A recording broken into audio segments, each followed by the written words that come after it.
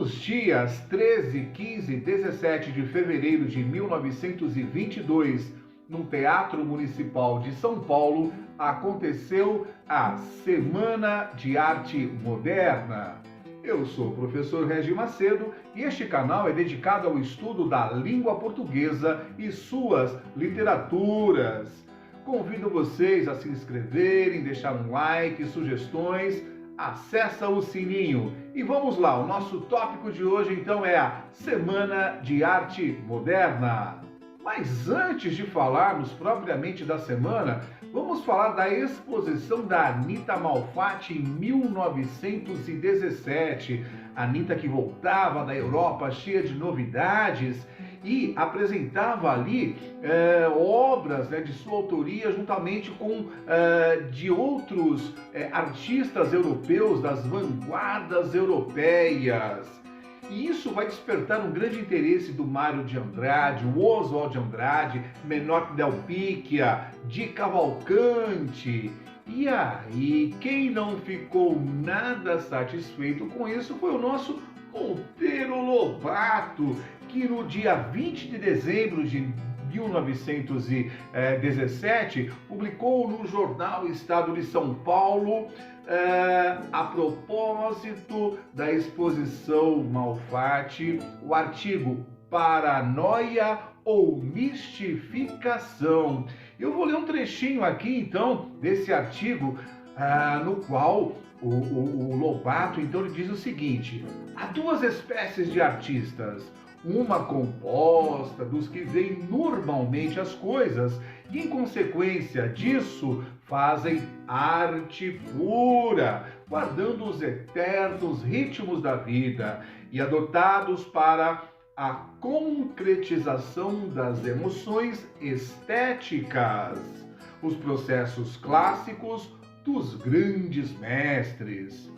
A outra espécie é formada pelos que veem anormalmente a natureza, interpretam-na à luz de teorias efêmeras, sob a sugestão estrábica de escolas rebeldes. Estaria ele falando do futurismo, do cubismo, do dadaísmo, do expressionismo, do surrealismo, das vanguardas europeias?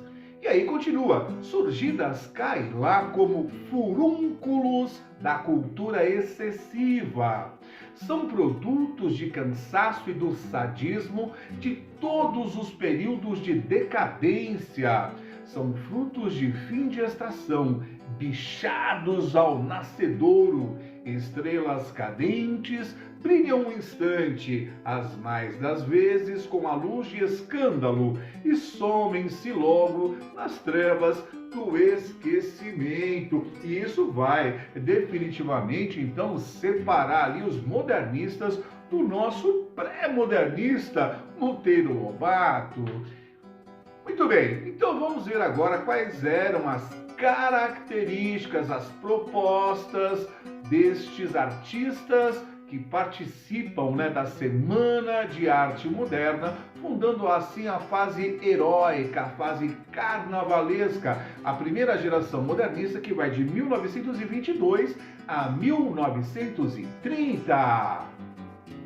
Características e propostas da Semana de Arte Moderna.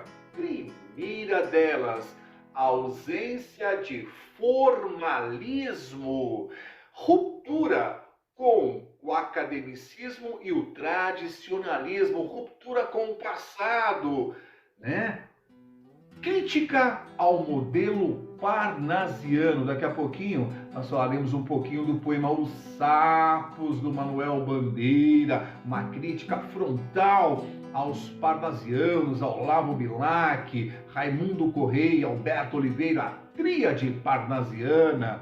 Influência das vanguardas artísticas europeias, como falamos, o futurismo, o cubismo, o dadaísmo, o surrealismo e o expressionismo, valorização da identidade e cultura brasileira, a busca dessa identidade, quem somos nós. Mais pra frente falaremos de Macunaíma, né? Grande obra publicada em 1928 pelo Mário de Andrade. Também a fusão de influências externas aos elementos brasileiros, experimentações estéticas, liberdade de expressão. Liberdade é a grande palavra. Aproximação da linguagem oral com utilização da linguagem coloquial e vulgar. Temáticas nacionalistas e cotidianas. Então essa grande busca pela libertação dos padrões rígidos acadêmicos, né? Então nós tivemos, quando estudamos a literatura brasileira, influências do barroco, do arcadismo, romantismo, realismo, naturalismo, parnasianismo, simbolismo. E aí em 1902 nós temos então os primeiros ventos regionalistas com Euclides da Cunha e Graça Aranha. E fundava-se um movimento pré-modernista que vai culminar, né, nesta proposta grandiosa de uma percepção e de uma valorização de uma identidade brasileira, uma identidade nacional, tá certo? E quais foram alguns dos artistas que participaram então da semana? Mário de Andrade, Oswald de Andrade, Graça Aranha, Tarsila Amaral, Vitor Brecheret, Anita Malfatti, o Plínio Salgado, Menotti Del Picchia, Ronald Carvalho, Guilherme de Almeida, Sérgio Millet, Heitor Villa-Lobos, Tácito de Almeida e o Di Cavalcanti. E agora, então, um poema, um dos mais famosos, que foi declamado, né, por Ronald Carvalho durante a semana, que é exatamente uma crítica feroz ao movimento parnasiano, aquele movimento da busca da perfeição formal, um movimento neoclássico que ia beber na antiguidade greco-latina, né, as suas bases, a arte pela arte, a arte do ourives, invejo ourives quando escrevo, né? Nosso grande Olavo Bilac. E vamos então ao poema do Bandeira, Os Sapos. Enfunando os papos saem da penumbra, aos pulos os sapos, a luz os deslumbra. Em ronco que a terra berra o sapo boi, meu pai foi à guerra, não foi, não foi. O sapo tanoeiro, parnasiano aguado, diz: meu cancioneiro é bem martelado. Vede como primo em comer os hiatos, que arte nunca rimo os termos cognatos. O meu verso é bom, frumento sem joio, faço rimas com consoantes de apoio. Vai por 50 anos que lhes dei a norma, reduzi sem danos a formas a forma. Clame a saparia em críticas céticas, não há mais poesia, mas há artes poéticas. Urra o sapo o boi, meu pai foi rei, foi, não foi, não foi. Bradem um assomo, sapo tanoeiro, a grande arte é como lavor de joalheiro, ou bem de estatuário, tudo quanto é belo, tudo quanto é vário, canta no martelo. Outros sapos pipas, um mal em si cabe, falam pelas tripas, sei não sabe, sabe.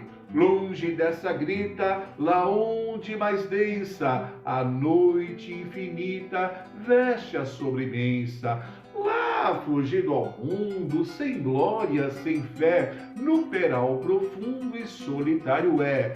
Que soluças tu, transido de frio, sapo cururu da beira do rio. Manuel Bandeira. Então, em linhas gerais, esse grito de liberdade, de libertação, essa proposta de se criar uma literatura literatura, voltado para a brasilidade, a busca, né, de uma estética nossa brasileira é a grande proposta desse movimento que se inicia então com a Semana de Arte Moderna.